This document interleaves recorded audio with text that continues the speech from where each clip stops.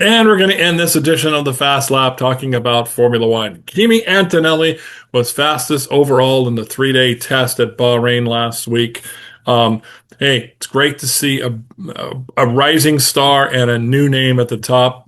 He set that time on the last day. Most laps completed by Charles Leclerc, believe it or not, of the 3-day test session. So Ferrari's got some reliability. It looks like that's good. Let's take a look at this is kind of an overall chart of the speed there. You can see days 1, 2, and 3. Some drivers did not drive all 3 days.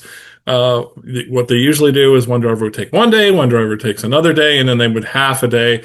But there are some, like Lewis Hamilton didn't drive at all the day too. So, yeah, kind of interesting collection there. As you can see, Antonelli. Then you had uh, Russell, and then you had Hamilton, and then Leclerc, Piastri, Norris, Verstappen, Behrman, Ocon, and Hajar are your top 10 in times. Now, again, you got to take these all with a grain of salt because you don't know what they're running. But generally, in the last few years, this is pretty indicative of it. So looks like is going to be quick. Ferrari doesn't look too bad. McLaren is lurking right there. And then after that, Red Bull perhaps, and then it kind of falls down the order there.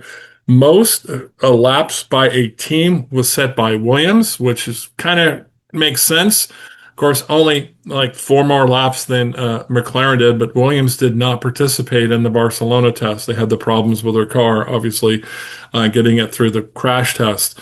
Engine, of course, Mercedes. That also makes sense because they have the most cars. So most laps by the engine manufacturer, Ferrari there in second, then the Red Bull, Ford, Audi. And the big story is Honda.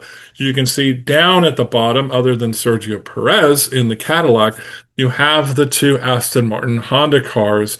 They had the least amount of laps and they did have the slowest times. And that is a pretty big gap between 138.248, which was Alonso's fastest time. They are set on the second day, and Kimi Antonelli's 133.669. Wow. We'll see what happens with the second test this week in Barcelona, another 3-day test coming up in just a couple of days.